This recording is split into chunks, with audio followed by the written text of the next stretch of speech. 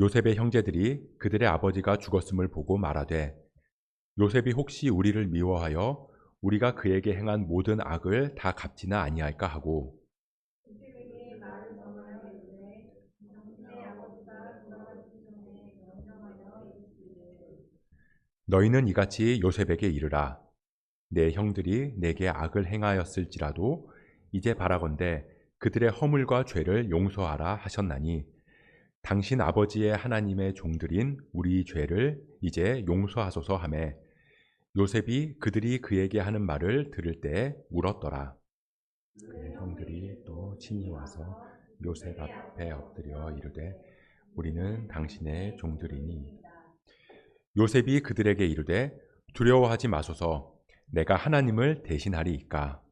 당신들은 나를 해하려 하였으나 하나님은 그것을 선으로 갚으사 오늘과 같이 많은 백성의 생명을 구원하게 하시려 함께 하셨나니 읽습니다. 당신들은 두려워하지 마소서 내가 당신들과 당신들의 자녀를 기르리이다 하고 그들을 간곡한 말로 위로하였더라. 아멘. 혹시 여러분 커넬 샌더스라는 사람을 아시나요? 커넬 샌더스.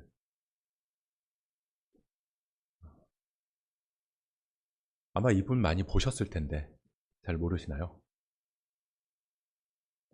하지만 이분의 사진을 보면 누군지 바로 아실 수 있을 겁니다. 이름보다는 KFC 할아버지로 더 잘 알려진 분이죠. 근데 이 할아버지는 65세에 KFC를 창업했습니다. 근데 KFC를 창업하기 전까지 이 본인 말로는 뭐 1000번이 넘는다고 이야기를 하는데 그건 좀 과장인 것 같고요. 이제 많은 사람들이 한 600번 이상의 실패를 했다라고 이야기를 해요. 이 KFC를 창업해서 성공하기까지 그 이전에 600번의 실패가 있었다라는 거예요. 근데 이 말이 600번이지 어떻게 보면 정말 손 대는 것마다 망했다라는 말이거든요. 아유, 뭐 실패를 좀 많이 했네 라고 하기에는 그 안에 얼마나 어마어마한 고통과 번뇌와 자책의 감정들이 있었을지 우리는 알 수 없습니다. 근데 이 커넬 샌더슨이 훗날에 이전에 자신의 삶을 쭉 돌아보면서 이전에 그 수많은 실패들이 헛된 게 아니었구나라는 것을 알게 됐다는 거예요. 600번이 넘는 그 실패가 쌓이고 쌓이고 쌓여서 지금의 KFC를 이루게 되었다고 고백합니다. 근데 만약에 이 할아버지가 한창 실패를 겪고 있을 그때, 그 당시로 돌아가서 누군가가 이 할아버지에게 묻는다면, 당신이 왜 이렇게 많이 실패를 합니까? 아니, 당신은 왜 이렇게 하는 일마다 안 됩니까? 그렇게 물어본다면 이 할아버지가 뭐라고 대답을 할까요? 저는 나중에 이 프랜차이즈 사업으로 어마어마하게 성공을 할 거거든요. 그래서 지금은 그때를 위한 이 경험을 쌓는 시간이에요. 라고 할 수 있었을까요? 아마 이렇게 대답을 했을 것 같아요. 당신 왜 이렇게 실패만 합니까? 라고 물었을 때 모르겠습니다. 저도 잘 모르겠어요. 이렇게 대답할 것 같습니다. 근데 그 시간들을 지나고 나서 보니까 그때의 일들의 의미가 깨달아지더라는 거죠. 이 모든 일은 지나고 나서야 비로소 의미가 보이는 거예요. 왜 힘든 시기를 지나온 사람들이 항상 하는 이야기가 있죠. 눈물 젖은 빵을 먹어보지 않은 사람은 인생을 논할 자격이 없다. 굉장히 멋진 말인데요. 지금 눈물 젖은 빵을 먹고 있는 사람들한테는 어쩌면 그 이야기가 굉장히 가혹하게 들릴 수 있다는 거예요. 그 당시에는 눈물 젖은 빵은 그냥 눈물 젖은 빵일 뿐인 거죠. 그 안에서 아무 의미도 찾을 수 없습니다. 그냥 내가 눈물 젖은 빵을 먹고 있다는 그 사실만 보이는 거예요.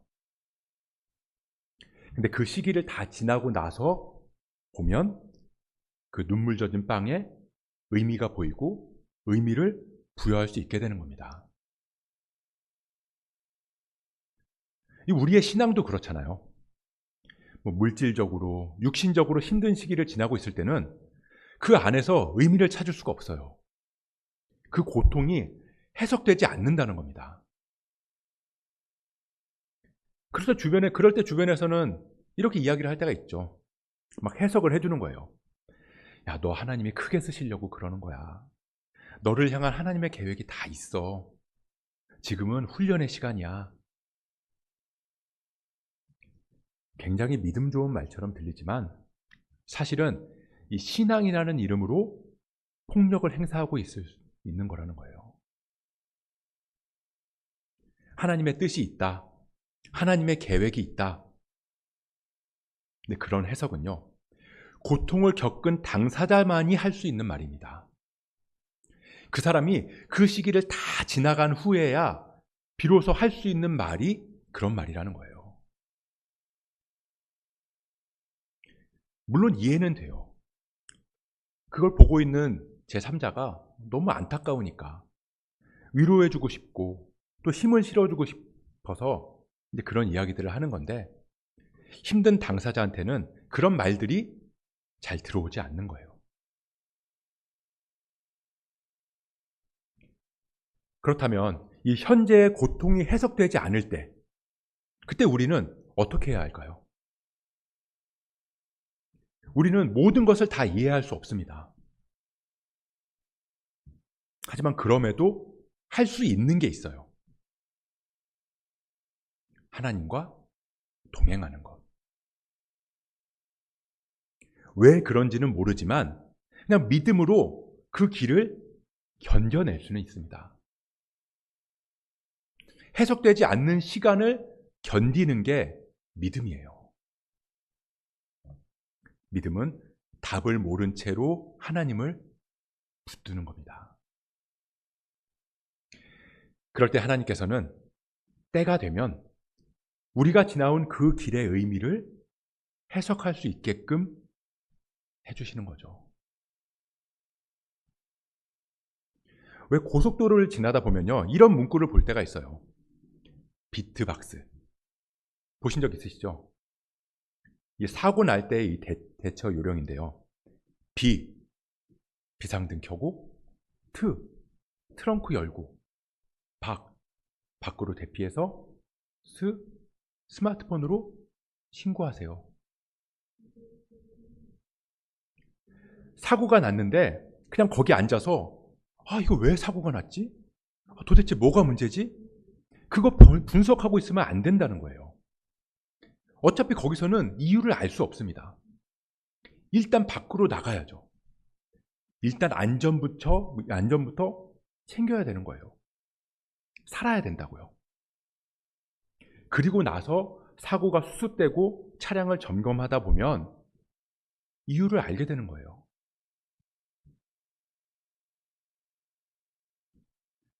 오늘 우리가 살펴보는 이 창세기 50장은 창세기의 마지막 장입니다. 요셉의 이야기로 끝이 나는데요. 이 요셉의 인생 쭉 살펴봤지만 그 삶이 어떻던가요?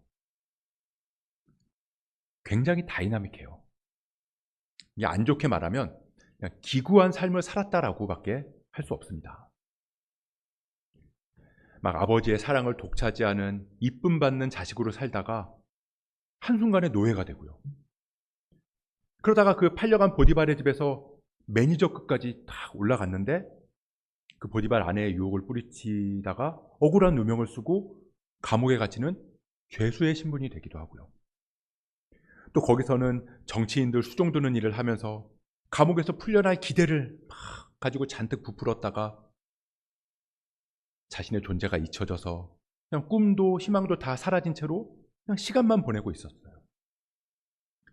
그러다가 또 한순간에 총리의 자리까지 올라간 그 요셉의 삶. 그 인생의 굴곡이 너무나 깊습니다. 근데 그런 순간순간마다 요셉은 왜 이런 고통이 나에게 찾아왔을까? 라는 그 질문에 답을 할 수 있었을까요? 그 의미가 해석됐을까요? 그랬을 리가 없어요.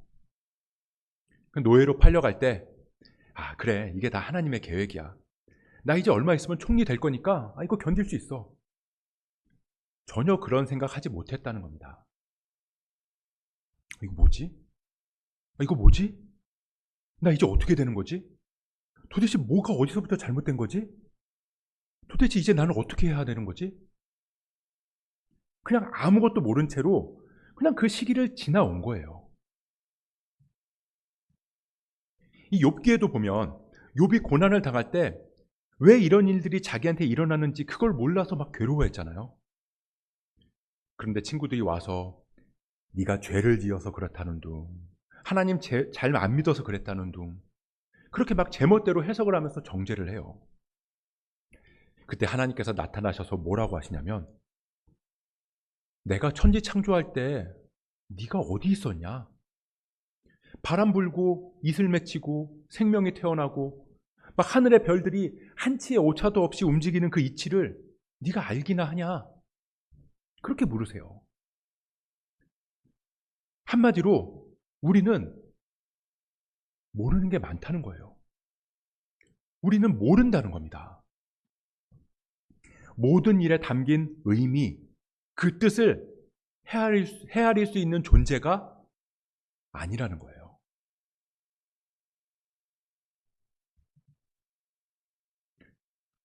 여기 저랑 비슷한 세대의 분들은 다 아실 텐데, 예전에는 이 학교 앞에 있는 서점에서 전과라는 것을 팔았습니다. 동화전과, 표준전과. 그럼 이제 학교에서 선생님께서 숙제를 내주시잖아요. 교과서에 나온 연수 문제 이런 거 풀어오라고. 근데 여러분들은 안 그러셨겠지만 저는 아무리 풀어도 안 풀리는 문제들이 많이 있었어요. 그러면 어떻게 해야 될까요? 전과를 펴야죠. 근데 거기 보면 이 교과서에 나온 문제들의 정답이랑 해설이 그냥 자세하게 나와 있거든요. 그걸 보면서 이제 문제 푸는 방법이랑 해설들을 쭉 살펴보다 보면 이 문제는 이렇게 푸는 거구나 라는 걸 알게 돼요. 그리고 나서 다시 그 문제로 돌아가서 그 문제를 보면 문제에 답이 보이기 시작한다는 겁니다. 요즘에는 전과가 아니라 1타 강사의 해설을 딱 들으면 이렇게 푸는 거구나. 이 어려운 문제의 정답이 보여요. 그냥 안 풀리는 문제 붙들고 막 낑낑대고 있어 봐야 그냥 답답하고 성질만 날 뿐이라는 거죠.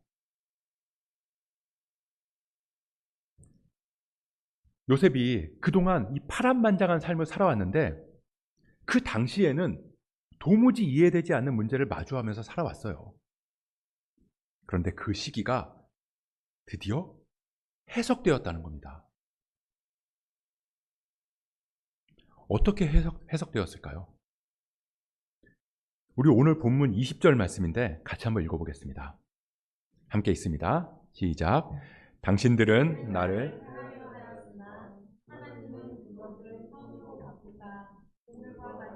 많은 백성의 생명을 구원하게 하시려 하셨나니. 자, 내 눈으로 지나온 삶을 바라볼 때는 도무지 풀리지 않았던 그 문제들이 하나님의 시선으로 바라보니까, 하나님이라는 정과 1타 강사의 시선으로 보니까 해석이 되더라는 거예요. 오늘과 같이 많은 백성의 생명을 구원하게 하시려고 나를 먼저 이곳에 보내신 거구나. 만약에 하나님을 통하지 않았다면 요셉은 자기 마음대로 해석했을 거예요. 당신들이 나를 해하려 하였기에 내가 큰 고통의 시간을 지나왔나이다. 이제 때가 되었으니 당신들도 내가 당한 것과 같은 동일한 고통을 겪어야 하리이다.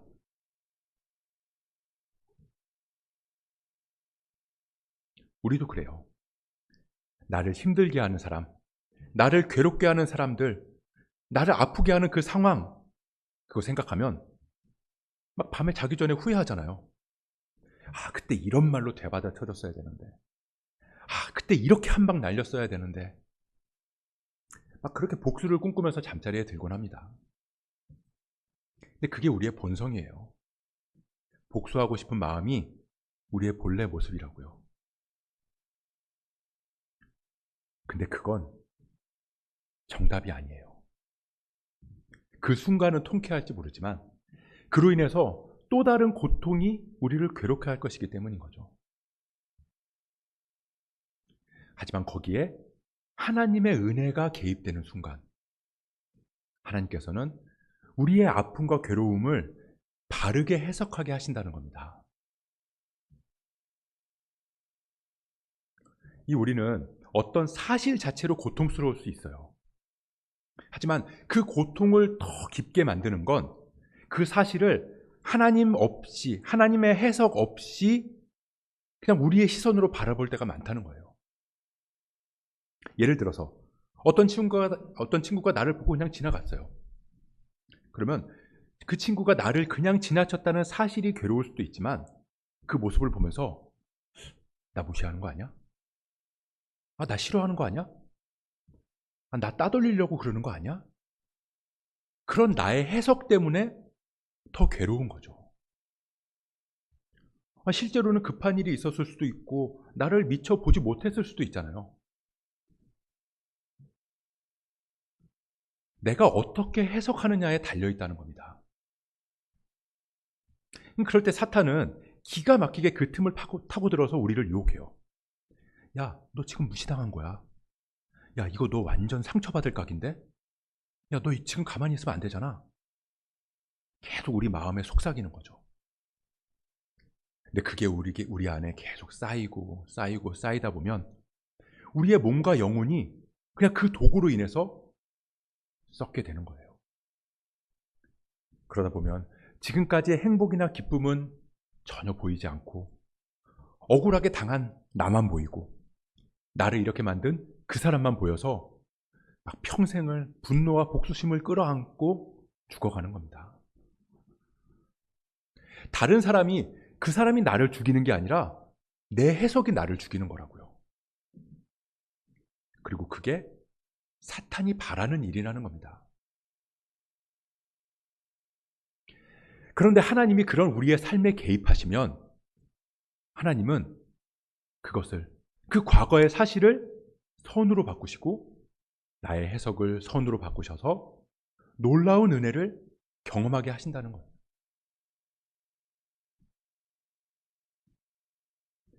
하나님이 개입하셔서 악을 선으로 바꾸시면 어떤 일이 일어날까요? 먼저는 이 과거의 고통과 아픔과 상처, 그거에 대한 해석이 바뀝니다. 그 의미가 새롭게 부여되고 새롭게 정의돼요. 그 안에 담긴 가치를 깨닫게 됩니다. 그때는 해석되지 않아서 분노했지만 하나님의 시선으로 바라보니 아, 그 안에 나를 향한 하나님의 뜻이 담겨 있었구나. 그제서야 고백할 수 있게 되는 거죠. 그렇게 과거의 해석이 바뀌면 현재를 바라보는 눈도 바뀌게 되는 거예요. 하나님의 뜻, 하나님의 계획을 고백하고 나면 보이는 게 있습니다. 이 요셉은 노예로 살아온 그 세월이 해석된 이후에 주위의 수많은 노예들이 눈에 보이기 시작했어요. 죄수로 지나온 그 억울한 시간들, 하지만 그것들이 하나님의 시선으로 해석되고 나니까 주위에 수많은 억울한 사람들이 보이기 시작하는 거죠. 그리고 형들 역시 그렇게 바라볼 수 있게 된 겁니다. 이 아버지가 돌아가시니까 형들이 불안해해요. 야, 이제 요셉이 우리한테 복수하면 어떡하지? 그러면 이제 우리 어떻게 하지?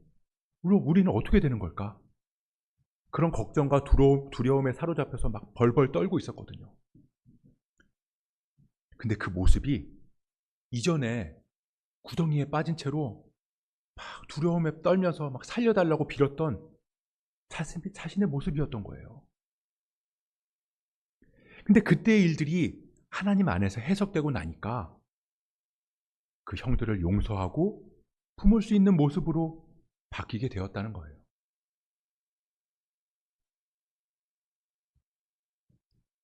이 창세기는 태초에 하나님께서 천지를 창조하셨다라는 말로 그렇게 크고 웅장한 말씀으로 시작합니다.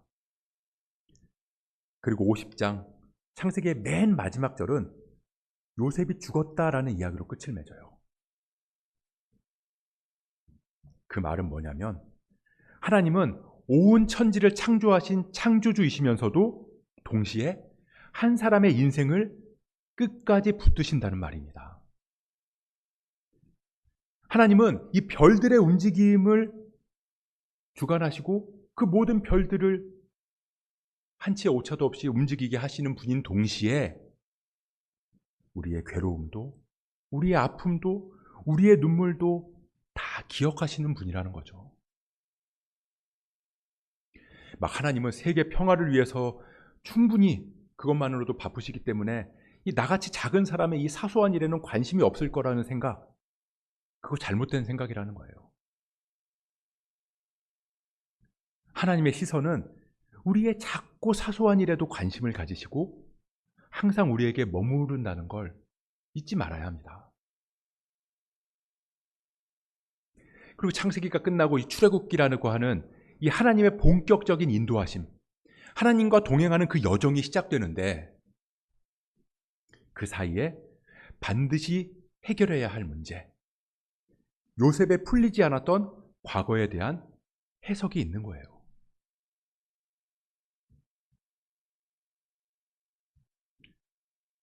근데 오늘 이 말씀은 그냥 단순히 요셉 한 사람의 이야기로 끝나는 말씀이 아닙니다. 당신들은 나를 해하려 하였으나 하나님은 그것을 선으로 바꾸사 오늘과 같이 많은 백성의 생명을 구원하게 하시려 하였다. 하나님께서는 이 말씀을 통해서 우리에게 가장 완전한 정답을 보여주실 것을 약속하셨어요. 십자가. 요셉을 통해서 예수 그리스도를 예고하셨다는 겁니다. 이 요셉은 자신을 해하려 했던 형들의 악을 선으로 용서했어요. 예수님은 당신을 십자가에 못 박은 우리의 악을 선으로 품으셨습니다.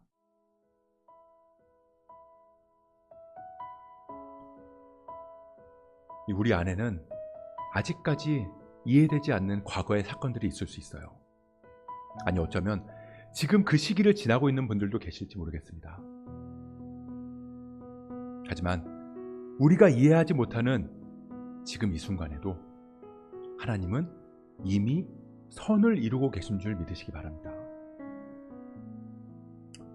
그러니 먼저 십자가를 바라보세요. 예수 그리스도와 동행하십시오. 인류 역사상 가장 큰 악을 가장 큰 선으로 바꾸신 분께서 우리의 인생도 가장 선하게 이끌어 가실 테니까요. 비록 지금은 여전히 해석이 안 될 수 있지만 주님께서 정답과 해설을 보여주시는 날이 되면 우리도 요셉처럼 고백하게 될 줄 믿습니다. 당신들은 나를 해하려 하였으나 하나님은 그것을 선으로 바꾸사 오늘과 같이 많은 백성의 생명을 구원하게 하셨습니다.